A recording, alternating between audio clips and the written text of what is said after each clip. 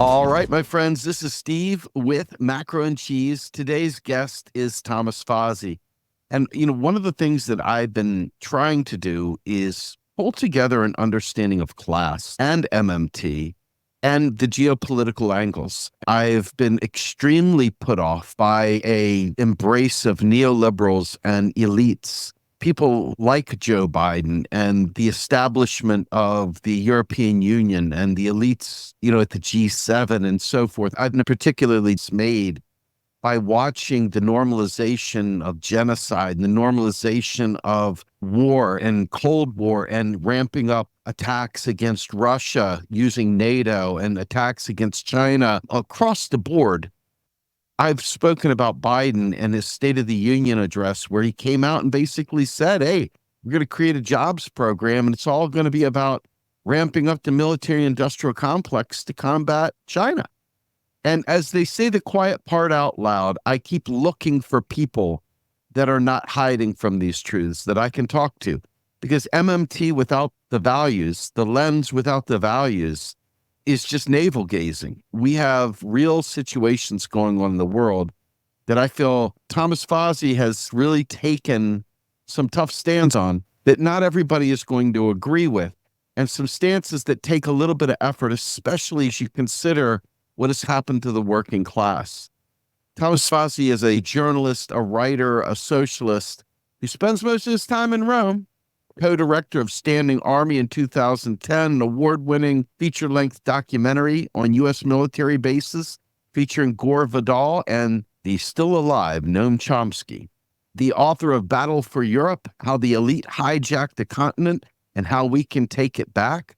Also, one of my favorite books of all time that he co-authored with Bill Mitchell, Reclaiming the State, A Progressive Vision of Sovereignty for a Post-Neoliberal World. I had the privilege of meeting Thomas at the first MMT conference in UMKC, and it's been a pleasure to talk to him several times over the years, and I'm really grateful to have him join me again today. And with that introduction, Thomas, welcome to the show, sir. Hey, Steve. It's a real pleasure to be back. Absolutely. I'm watching Europe, and Europe is your specialty. Let's just be fair. You've been Battle for Europe as long as I've known you. And this European project, this European Union and this Eurozone and quite frankly, the European Central Bank and the Euro have been kind of the bane of your existence for many, many years, even before it was instituted. And, once it became instituted, you saw many of the problems that came with it. And here we are, 2024, watching Europe basically become a vassal state of the United States as they put their own well-being completely at risk in support of very, very insane geopolitical strategies supported by the DC consensus and the warmongers that inhabit our government here in the United States. I would like to hear, just to get us started, what is the state of the European project today? Well, it depends. I would say that from the perspective of European working classes, European citizens, it's as disastrous as it's ever been.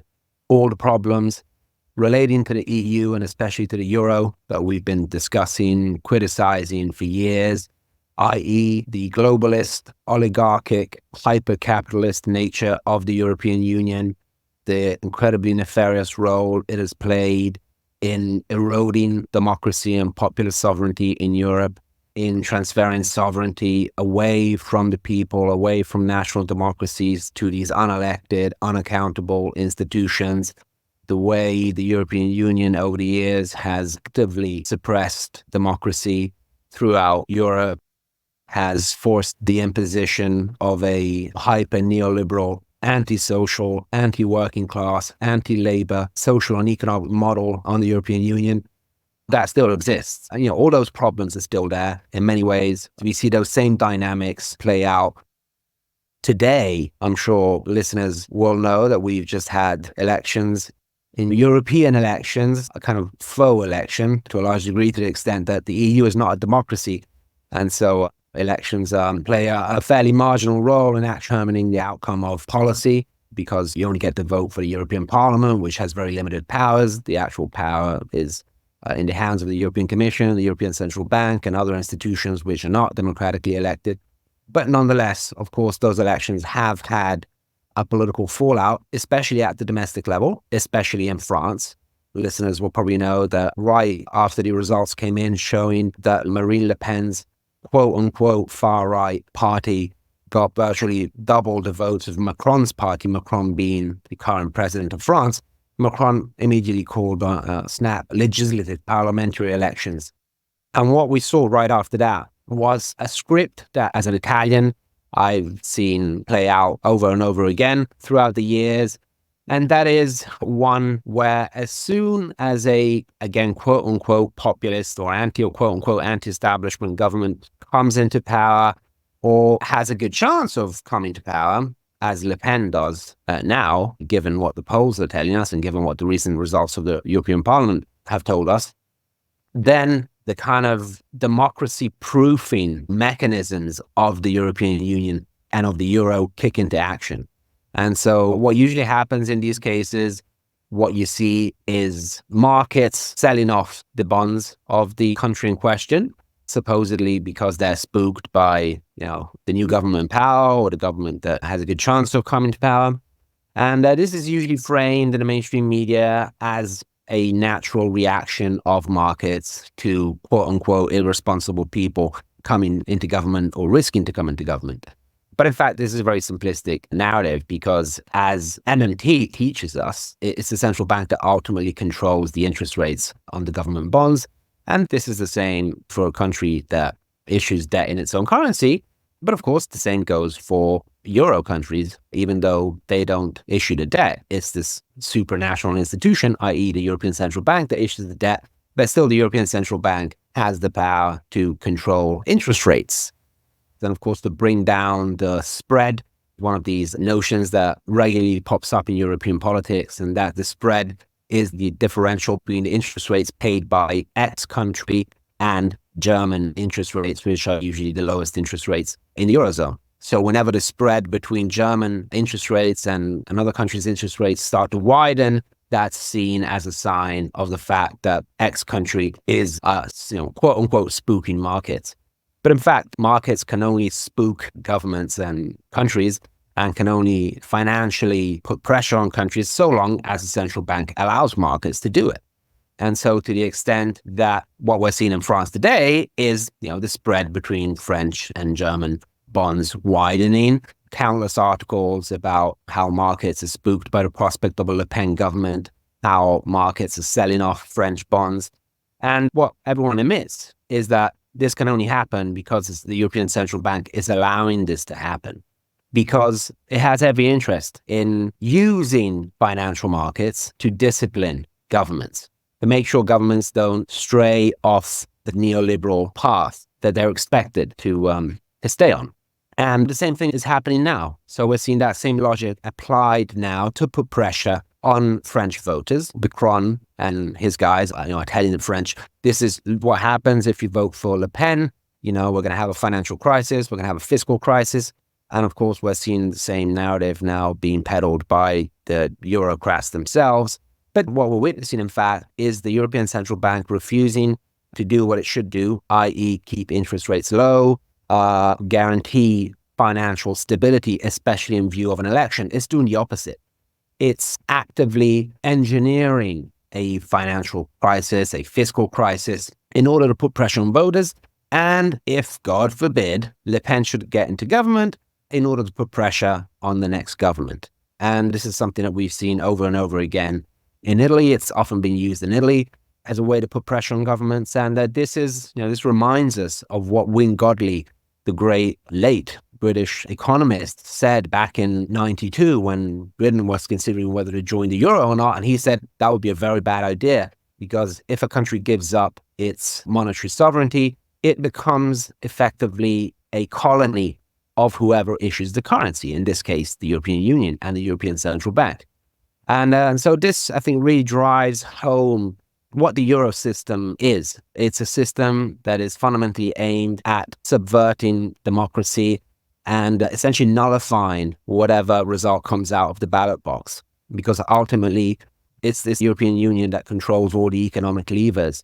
And so, Le Pen has, I would say, a fairly decent manifesto when it comes to social and economic policies. She would like to lower the pension age, raise the minimum wage, put a tax on wealth. In fact, her manifesto, her electoral program is almost identical, except on the issue of immigration. On all the other issues, it's basically identical to the quote-unquote far left bloc that is running in the election. Seriously, I mean, it's almost like an identical manifesto. And in fact, what the message we're hearing from the EU is that, no matter who... So again, it's important to understand that people might think, oh, but since now this is directed at Le Pen, then it's okay.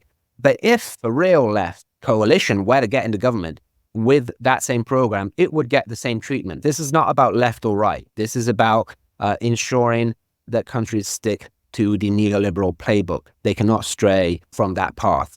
So this, I think, really drives home the profoundly anti-democratic oligarchic nature of the euro. At the same time, we have also seen the European Commission open up a so-called excessive deficit procedure against France literally today. Listeners might know that France historically has always had a very high deficit, a much higher than average deficit. Is one of the countries that has historically run the highest deficit in the European Union. One of the few countries that for many years actually ran a primary deficit. So it had a deficit even net of interest payments. Despite this, the European Union has always been willing to cut France a lot of slack. So long as pro-EU governments were in power in France, the deficit was apparently not a big deal for the European Union. Now that there's a good chance of Le Pen getting elected, suddenly everyone's gone into deficit hysteria mode. Everyone's freaking out about France's quote-unquote excessive deficit. So you can clearly see that this is purely political. All these rules are simply used as a baton, simply to be wielded against governments that stray away from the establishment's path. So all these problems that we've had for many years are still playing out. Interesting enough, there are some people in the European MMT movement that think, and have been saying, I won't quote names, but who claim that since during the pandemic, governments were allowed to run very big deficits, supported by the European Central Bank, which was buying up most of the bonds, then that means that the problems that we've known, the kind of fiscal constraints that we've known before the pandemic no longer exist. I've always pointed out that this was a very naive stance because obviously the European Central Bank had every interest in allowing interest rates to rise at that moment in time. That didn't mean that the euro had suddenly got more democratic or had suddenly given up on fiscally repressing governments. I wrote way back in 2020 when von der Leyen, the European Commission president, said, we're suspending the growth and stability pact, we're suspending the EU's fiscal rules, governments can spend whatever they want to pay for lockdowns or whatever, buy vaccines and that kind of stuff. Let me jump in there real quick because I will say names. We're talking about Dirk Entz here, and I like Dirk Entz very much. In fact, I'm going to be talking to Dirk very, very soon, maybe even as soon as tomorrow for folks that are hearing this out of order here. And I just want to say for the record, back during the pandemic, they kind of lifted the deficit rules. And it didn't change you and Bill Mitchell's perspective. It didn't change the work that you put in reclaiming the state. It didn't change any of the facts, but there was an easing. And it's easy to see how somebody could say, hey, you saw how good it could be. Why would you go back? But lo and behold, as of our recording 5 hours ago, Dirk tweeted out, and rightfully he's seeing this. He says, the European fiscal framework is still dysfunctional, and cutting government spending in those countries would surely put the Eurozone in a recession. Why do we have to go through this again? And my posit back to Dirk, which I'll bring up in our conversation when I do talk to him, would be, I believe, and again, this is where friends can disagree, right? I believe that Dirk and others place way too much faith in the goodness of these institutions and the goodness of the people. And therefore, when Lucy pulls the ball away from Charlie Brown again, it's a big shock. But it's not a shock if you have that skeptical eye that says, this is an elitist project. This is not a project about serving the people. This is a project about serving capital. It's a project about serving the oligarch and the global oligarchy, the U.S. oligarchy, the elites.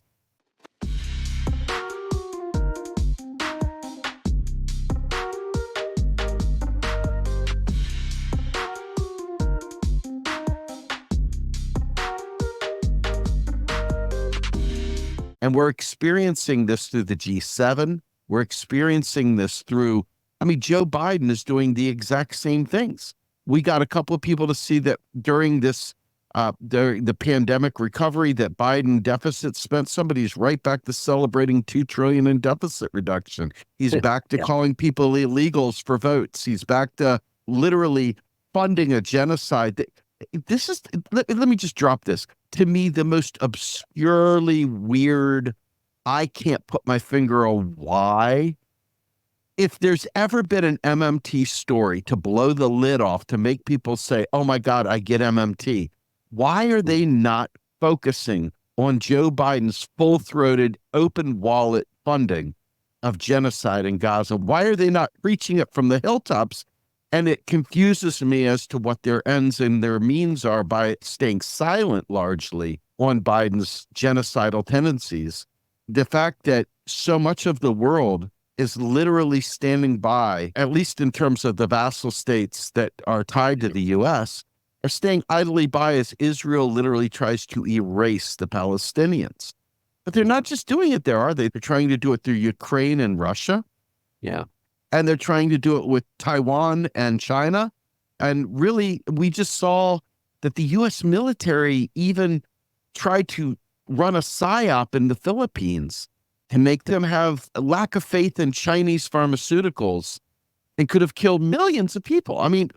Obviously, that's a lot to swallow there, but my God, this is the MMT geopolitical game. Why are we not capturing this? What is to not gain by bringing this stuff to the forefront?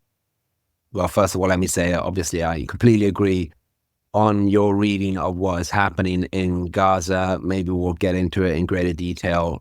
What is happening is just absolutely revolting. There is no doubt in my mind that what Israel is committing in Gaza is a genocide with clear genocidal intent.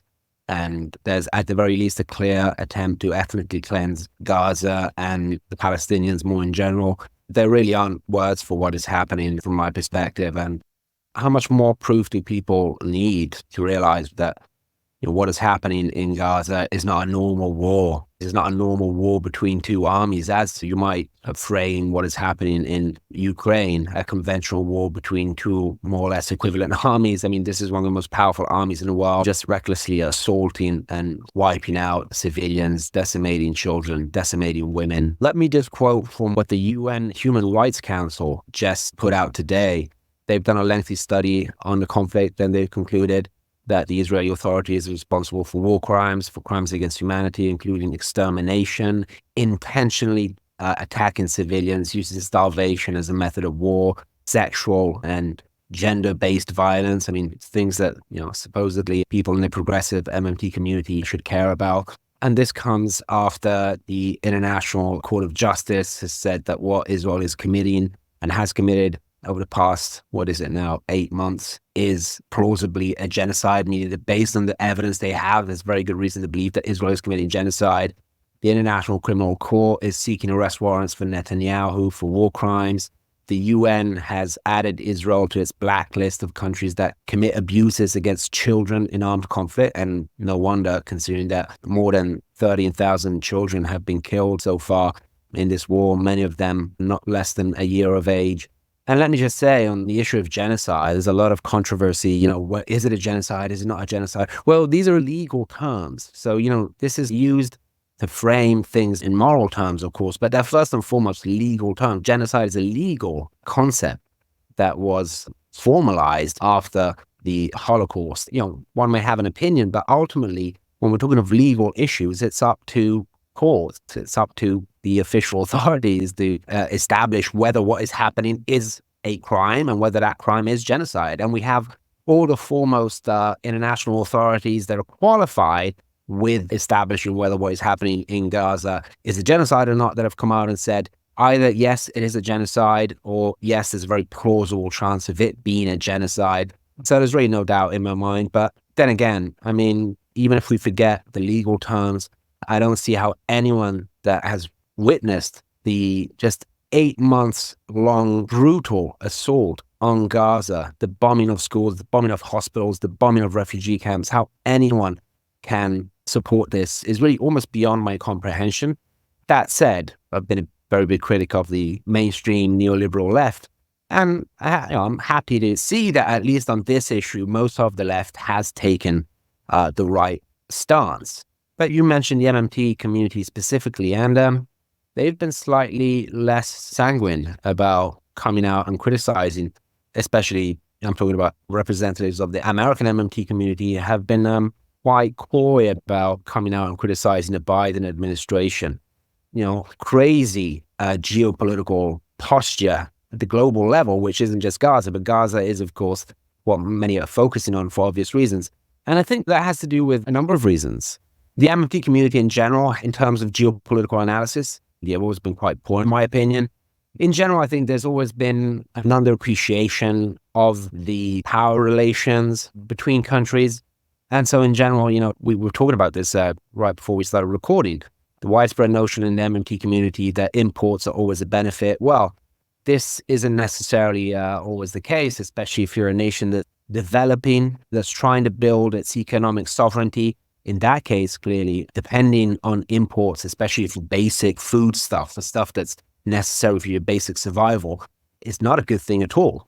You want to be self-sufficient, regardless of whether in strictly financial terms, you might be able to sustain a trade deficit for, a certain length of time. That's not the only thing to take into consideration. So I think there's sometimes a very kind of reductionist approach to it, especially to the question of trade and trade relations between countries.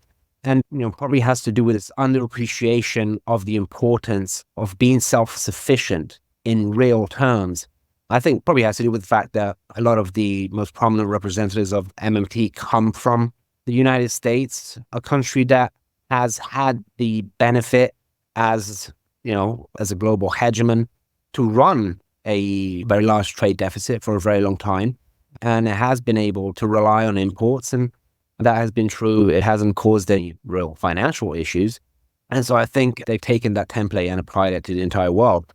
But in fact, we're seeing that model is now also coming back to bite even America itself in the ass, because what this has created is a situation where the US has decimated working communities. It's been totally disastrous in industrial terms for America, even though it might have been sustainable in fiscal terms and in strictly kind of financial terms. And so I think there's a belated realization of this, even at the policymaking level, of course, given the heightened geopolitical tensions. Now there's all this talk of reshoring and reindustrialization and industrial policy. So I think there's that issue. Let me jump in there real quickly. Fadl Kaboub, who is one of my favorite MMTers in the world. I love Fadl beyond words. He talks about how, not only monetary sovereignty has to be earned, but it talks about, food sovereignty, energy sovereignty. It talks about all the basic staples. You've got to have value-added production sovereignty. Otherwise, you end up like many of the global South countries that can produce crude, but can't produce actually manufactured and refined petroleum products. So they're always at the mercy of external players and external actors that basically can destroy their entire economy by a simple price change in crude, by a price change in some commodity that they no longer have any power of. And then they're stuck trying to get those foreign reserves. I guess my question to you is this, because this is a very important thing, because there are people that are talking about this. Like I said, Fadl is one. We had Hamza Hameshen come on here many times talking about the insanity of the EU's clean energy rules, which have Tunisia, a country that produces like next to nothing in terms of carbon output, creating the green hydrogen for Germany to meet their European goals, while simultaneously Tunisia has to import energy while they're exporting energy to Germany. This colonial approach, this import-export strategy based on empire isn't the jam we think it is. And it's killing people around the world. And I don't want to go too far down the Muammar Gaddafi road, but let's be fair. We offed him by him trying to unite Africa. Whatever will we do with the united Africa? Oh my goodness, we couldn't poach from them anymore. And now you're seeing insanity in Millet. The output of that is going to be insane austerity. and so forth, and just was able to talk to Daniel Koester about that. Germany, the superstar of the EU, right? Germany literally had their energy cut off from Russia through the Nord Stream 2 pipeline sabotage. Help me understand this role of the U.S. in terms of their relationship with these groups as they, let's be fair, prostitute themselves to the United States at their own expense. Well, yeah, that's a very good question. It's a question that I've been wondering for the past, well, many, many years, but especially over the past 2 years. What we've seen in Europe has been astonishing. Really, the complete vassalization of Europe to its subordination to America's geopolitical strategy and interests is nothing short of suicidal. You know, when it comes to Ukraine, there's a case to be made for the fact that in the short term, at least, America is benefiting in many ways from this conflict, a conflict that, in my opinion, the US deliberately stoked. That's my reading of the entire history leading up to Russia's invasion. It is that America deliberately wanted a war in Ukraine. It wanted to destabilize Ukraine, hoping to get Russia to invade in order to create the situation that we have seen unfolding over the past 2 years, because it knew that it had a lot to benefit from that, at least in the short term. Geopolitical implications will be a disaster for America too, but this has to do with the short-sightedness of the U.S. Imperial machinery and its various appendages.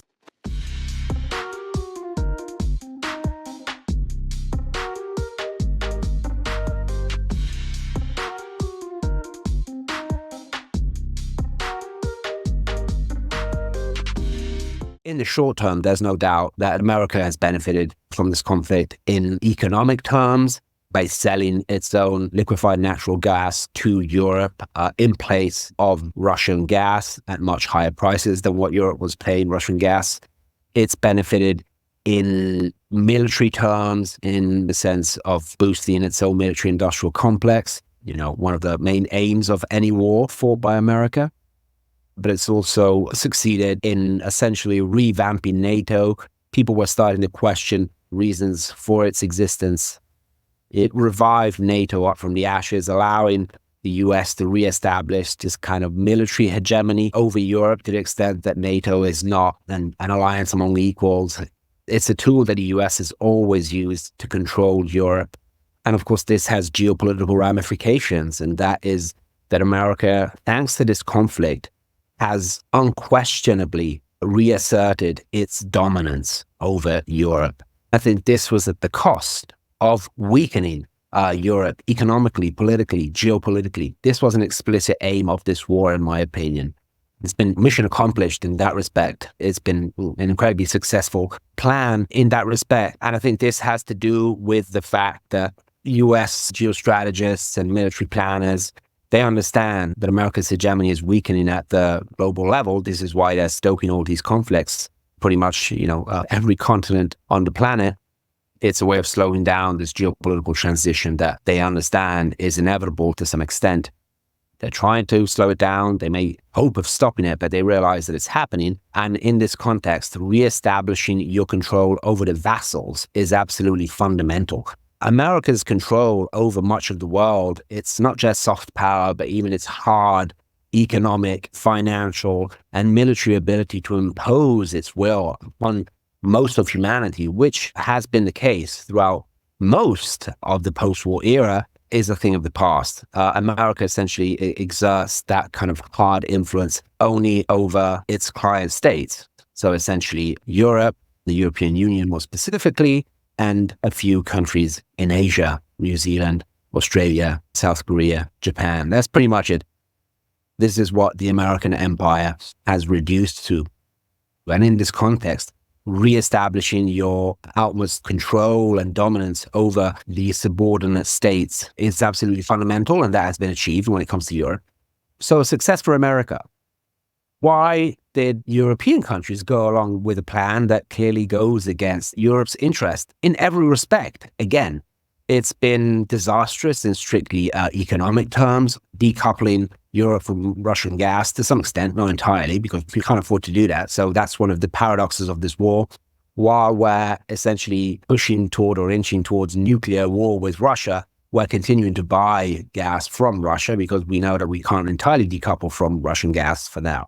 But nonetheless, the beginning of this decoupling has had disastrous effects on Europe, sent energy prices through the roof, resulting in millions of people falling into poverty, the continent's manufacturing industry base being very severely affected. In strictly economic terms, this war has been an absolute disaster. And again, not just for ordinary working class people, although they were obviously the most affected, as is always the case in every war, but also, industry. Look at Germany. You mentioned Germany. The country that's been probably most affected by this war is also one of the countries that's most gung-ho about now waging all-out war on Russia. How do you explain that? But, Italy, my country, has been also very negatively affected. All countries have been terribly affected by this conflict in economic terms and in geopolitical terms. I mean, Europe was already a geopolitical midget before this conflict. It was already living in the shadow of the United States and very much kind of shadowing America's policies and America's strategy. But over the years, as we saw during the Iraq War, there were attempts by European countries to develop a more slightly autonomous position. So it's like a different position from America's. When it comes to Ukraine, we've seen a complete subordination of Europe to the U.S. pursued strategy through NATO, again, a U.S.-controlled organization. So even in geopolitical terms, it's been a disaster. You could say the same about Gaza. Europe's, the EU's stance on Gaza has been just as disgusting as America's position on Gaza. So, almost unconditional diplomatic, political, military support, economic support for Israel and its genocide, including by providing weapons to Israel. Germany is the second provider of weapons after the US to Israel. And of course, this has had tremendous impact in the global South, which already didn't have a very good opinion of Europe for obvious historical reasons, but now is really shunning Europe in a very kind of deep, profound way, which will have massive implications for the future. And so why? And that's the million-dollar question. Why did European elites go along with this? And we could spend hours talking about that. I think very briefly, there are historical reasons. The European elites have always been very tightly controlled by America.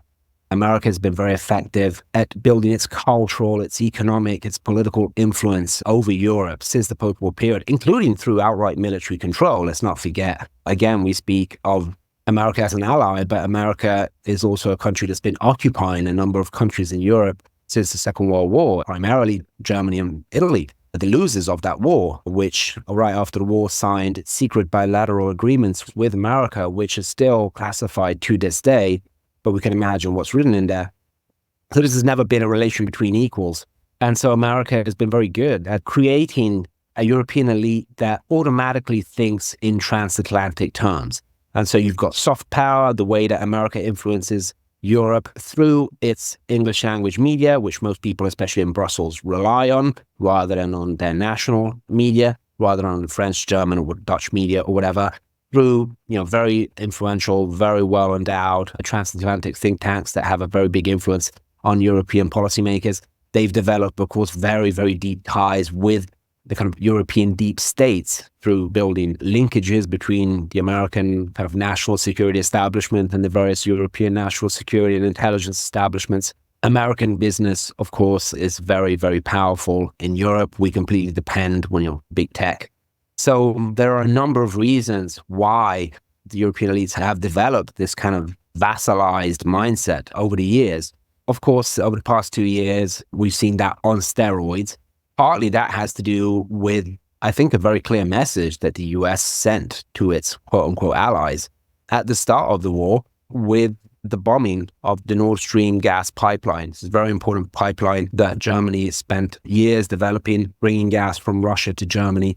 We know that that pipeline was bombed in September of 2022, so a few months after the beginning of the Russian invasion. All the evidence points to the US having had an indirect or a direct role in the bombing of that pipeline, even though initially everyone pointed a finger at Russia. Russia had absolutely no reason to do it, and now that's been acknowledged even by the investigators that have been looking into it. But the truth is that, everyone knows in Europe that America had something to do with it, which is why the whole thing has been put to silence. It's as if it's never happened.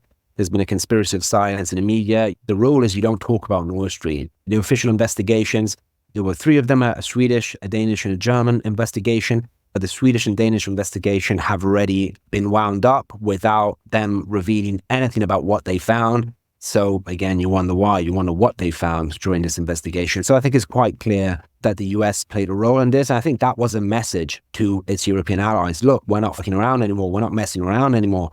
You got to get on board with us. Otherwise, you're going to see the wrong end of US imperial power. I think that definitely played a role in getting the German elites in line, but in getting everyone else in line as well. So again, many, many reasons why Europe is doing this to itself. I would add just one last factor, which is the role of the European Union itself. And this relates to what I was saying earlier. Among kind of Europhiles, especially progressive left-wing Europhiles, there's always been this narrative of, yeah, the European Union might have some problems, but ultimately it's what we need to develop a counterbalance to American power. And so the European Union will help us become more independent from America. This has always been a big selling point of progressive Europhilia.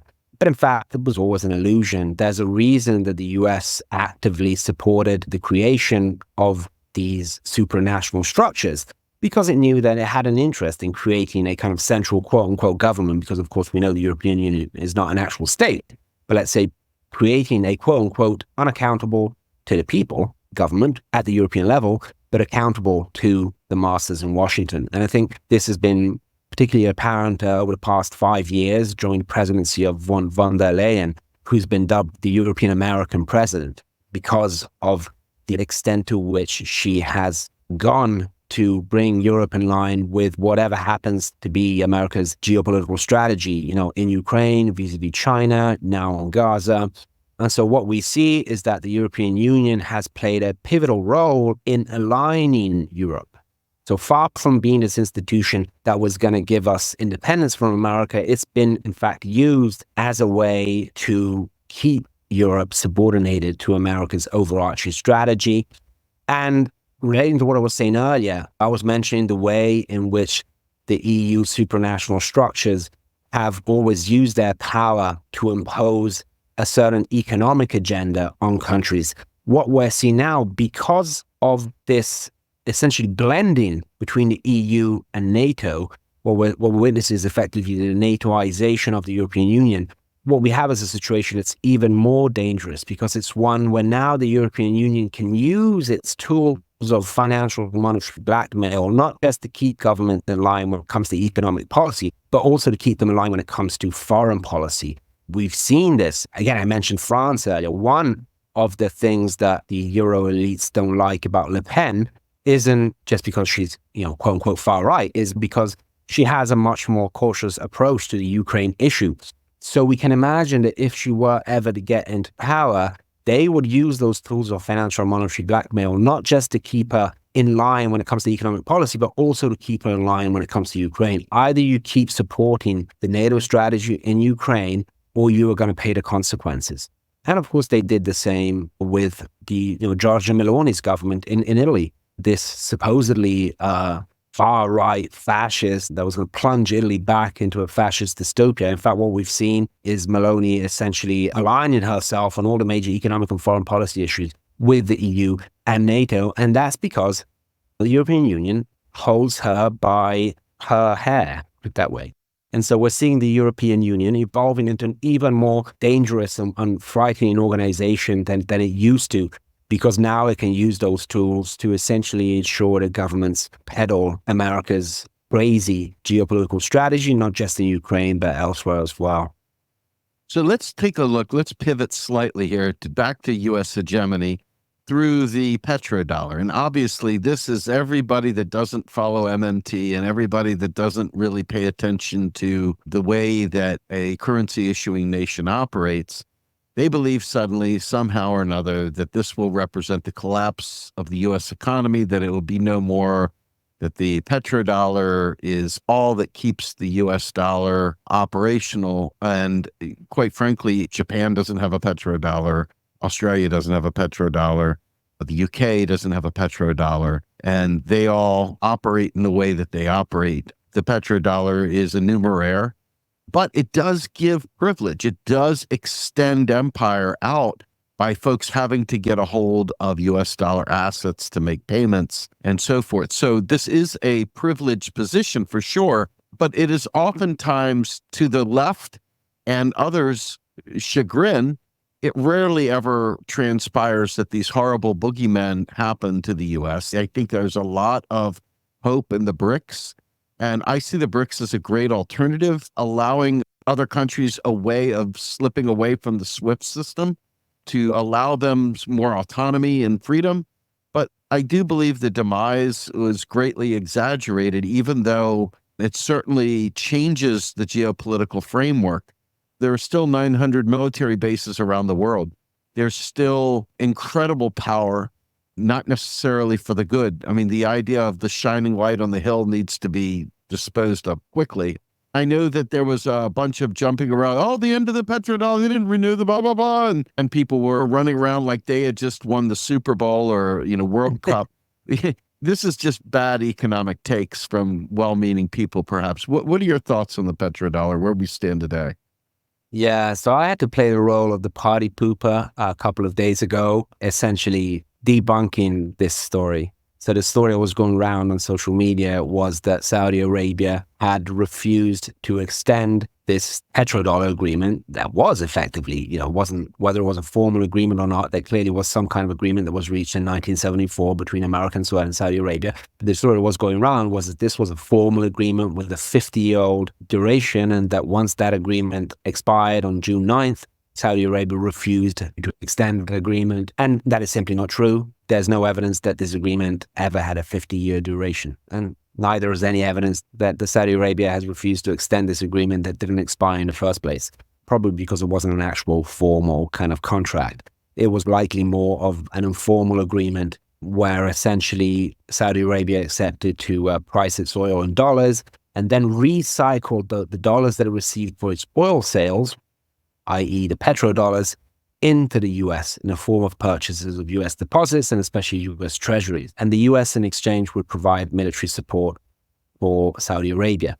And this obviously combined with the fact that because oil was priced in dollars, and that meant that everyone else had to purchase dollars beforehand in order to buy oil, that bestowed upon the United States what some have called this exorbitant privilege of essentially having the privilege of not having to acquire foreign currency to buy oil or any other kind of import, because it could simply print dollars and then buy oil or whatever it needed on the global level.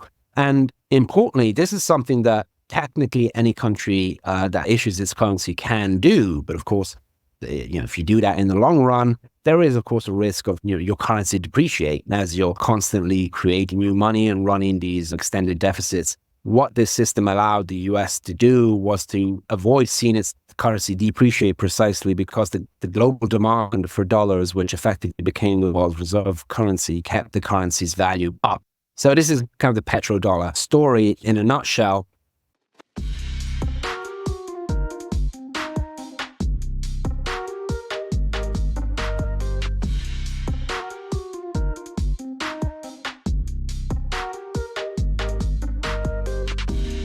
And it has played an important role, for sure, in supporting America's post-war global empire.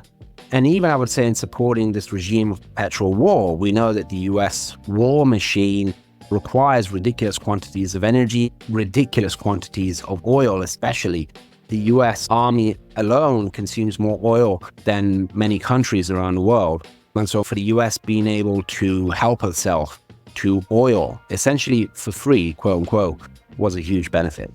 And so, yes, that system, even though this story that was put out on social media is fake news, there's no doubt that the petrodollar system has been unwinding for several years now. We are witnessing a slow but sure movement towards de-dollarization. That is a shift away from the US dollar as the kind of almost quasi-monopolistic currency used in international transactions towards other currencies. And it's something that has to do with, of course, the rise of new centers of power, first and foremost China. But it also has to do with the way the US has been increasingly weaponizing not just the dollar, but more in general, the Western US-led international financial system to its own advantage, essentially imposing sanctions and, in the case of Russia, for example, even freezing Russia's foreign exchange reserves.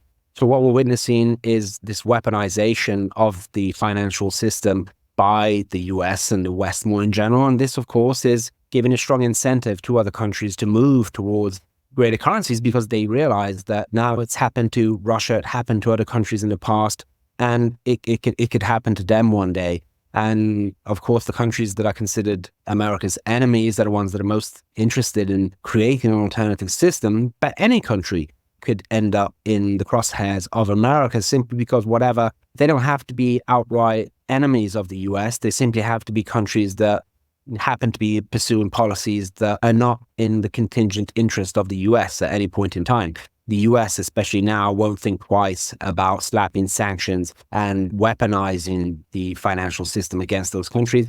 And so what we are witnessing is effectively a slow movement towards de-dollarization. It won't happen overnight, as some people were expecting. Some people were hoping that this alleged non-renewal by Saudi Arabia would have, immediately crashed the dollar's role as a reserve currency. That's not going to happen. I mean, unless there is some massive geopolitical military earthquake, which of course would hasten things along. But for the time being, it's happening. The dollar's role as a reserve currency is slowly weakening for not just economic reasons, but for geopolitical reasons as well. And I think this is one of the reasons why the US is so adamant, I think, about stoking violence and chaos around the world, because it is a way to slow down this process. Then again, the US is also better positioned to resist this process of de-dollarization at the moment, because, for example, if we take oil and energy more in general, the US today is in a very different position than it was 20 years ago, when it was heavily reliant on imports, especially from the Persian Gulf, imports of oil. Now the US is close to being energy independent as a result of progress in fracking. And so it is less reliant on imports of oil than it used to be, but it does still run, again, all these wars that it's directly or indirectly active in or supporting still require a lot of energy. And so in the long term, this is just one of the epiphenomena of the global decline in the American post-war imperial system. That is declining, I think, at a much faster pace. So aside from de-dollarization itself, there's no doubt that this global geopolitical shift in power away from the West towards the rest, you could say, towards the BRICS, but more in general towards what we used to call the global South and what many people today call the global majority, is happening at a very fast pace. It's been turbocharged by Ukraine and now by Gaza. Most of the world is simply disgusted at what the West is doing around the world.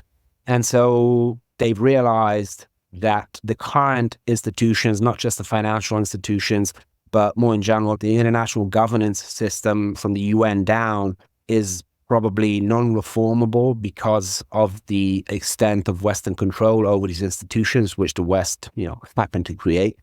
And so they're moving as fast as they can towards the creation of alternative systems of international governance, alternative systems of political, but also financial governance. I think Westerners often really overemphasize just how important they are. I mean, the West still holds a lot of power, especially in military terms, especially when it comes to the US. But in global terms, there's about 1 billion people that live in the so-called West out of 8 billion people on the planet. And most of those 7 billion people live in countries and not willing to submit to Western hegemony anymore in quite an explicit way. And of course, most of the people that live in those countries themselves are even more strongly opposed to Western hegemony. So this is an inevitable process. And again, it needn't have to be a violent process. What we're talking about is essentially accepting that we're not the sole rulers in the world and that we could simply accept being normal countries, which is trying to coexist on this very small planet that we live on. You would think that it's not rocket science, that's in everyone's interest. It's clean. Obviously, our elites, I think most people in the West would be happy to, see this process unfold. And there are studies and polls that show that, most people in the West don't support this strategy of permanent war, of ramping up conflicts around the world, of trying to keep everyone else down at all costs. But unfortunately, we are ruled by a rather, I would say, psychologically deranged elite that is not ready to accept that, because they understand that their own power as Western oligarchies largely derives from this system. So when you take the American global empire, it's millions of Americans that live in atrocious conditions. It's not like everyone in the West is living in luxury. You could argue, for example, that, take the petrodollar system, a system where the US has been able to rely on imports and destroy its own industry. That hasn't benefited ordinary Americans. It's benefited Wall Street. It's benefited the military-industrial complex. It's benefited the American oligarchs. And you could say the same about what's happening in Europe. Western hegemony for them is what they have used to acquire this immense wealth and power. And that's what they're afraid of losing. And it would appear that in order to stop this transition from happening, they would appear to be willing to destroy the entire planet in the process, if that's what it takes. And it's a pretty terrifying prospect, but this is where we're at. And I think on an even deeper psychological level, what we're witnessing isn't just the end of America's post-war hegemony, it's the end of the West's 500-year-long hegemony. So, clearly this has very deep psychological implications. So we just have to hope that we manage to survive this transitionary period without our deranged elites killing us all in the process. I got two more topics I want to touch with you before we go. And I appreciate how much time you've given me so far. It's amazing. So Ukraine is having to do what every other country under the IMF has had to do, and that is starting to privatize. And sure enough, they're selling off state assets to try to fund the war machine. They're already deeply in bed with the IMF.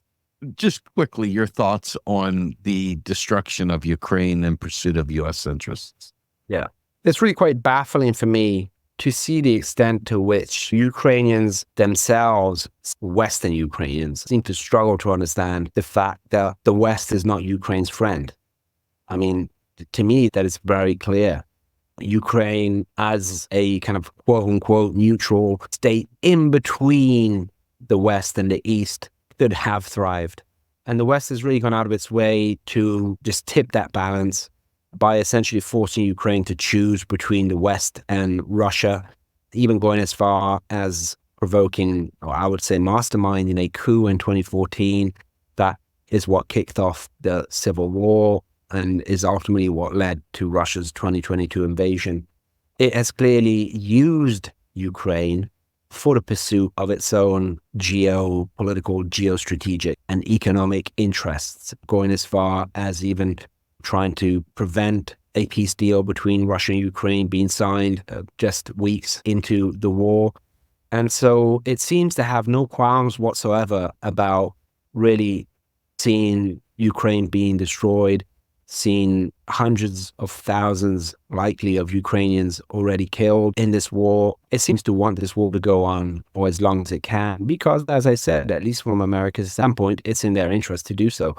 But clearly, we are not helping Ukraine in any way, from my perspective. The West has essentially colonized Ukraine and is using Ukraine as a geopolitical pawn, as a military pawn in the pursuit of various geopolitical objectives.